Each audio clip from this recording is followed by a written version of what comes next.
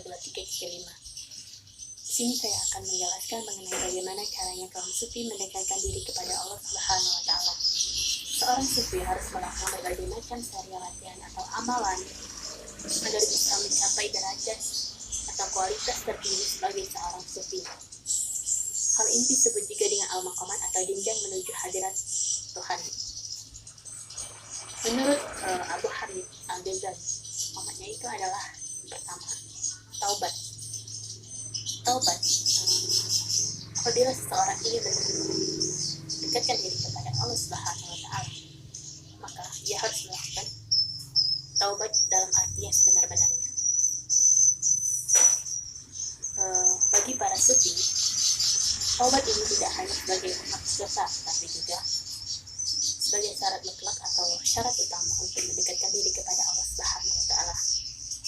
Nah, taubat menurut beberapa sufi itu memiliki tiga syarat. Yang pertama, penyesalan terhadap dosa-dosa yang dilakukan di masa lalu, meninggalkan dosa-dosa itu, dan yang ketiga adalah dengan memperlihatkan penyesalan atau ketidakberdayaan. Selanjutnya, maqamat yang kedua itu adalah zuhud. Secara umum, zuhud berarti bentuk perilaku atau tindakan meninggalkan dunia dan lebih mementingkan kehidupan di akhirat. Sedangkan menurut Rasulullah SAW dan para sahabatnya, zuhud tidak berarti berpaling secara penuh dari hal-hal duniawi, namun berarti sebagai sikap moderat atau jalan tengah dalam menghadapi segala sesuatu. Kemudian dengan ini maka zuhud tidak merasa bangga dengan kemewahan duniawi yang didapat dan tidak pula merasa sedih dengan hilangnya kemewahan itu. Selanjutnya, maqamat yang ketiga itu adalah wara'. Nah, wara' di sini adalah menurut para sufi, mereka menafsirkan wara' ini sebagai meninggalkan segala sesuatu yang tidak baik, baik itu persoalan mengenai makanan, pakaian, ataupun permasalahan lainnya. Yang keempat itu adalah sabar. Dalam tasawuf adalah makom yang harus ditempuh. Hal ini dikarenakan sufi akan mengalami banyak hambatan, cobaan dan ujian. Maka itu sabar adalah tahapan yang harus ditempuh dengan baik. Nah, sabar ini adalah sebagai pilar kebahagiaan seorang hamba. Kemudian maqamat yang kelima itu adalah tawakal. Tawakal bagi kaum sufi itu berarti dalam segala hal, baik itu sikap maupun perbuatan, harus diterima dengan tulus, dengan tidak meminta dan tidak menolak, dan tidak juga menduga-duga. Kemudian maqamat yang keenam itu adalah kefakiran, artinya tidak meminta lebih dari apa yang telah ada pada dirinya.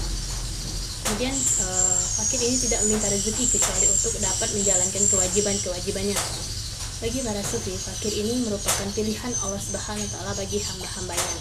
Selanjutnya, maqamat yang ketujuh itu adalah kerelaan. Nah, kerelaan yaitu menerima qada dan qadar Tuhan dengan menghayati sepenuh hati atas ketentuan Allah Subhanahu wa Ta'ala, dengan mengeluarkan perasaan benci dari hati sehingga yang ada itu hanyalah perasaan senang dan gembira.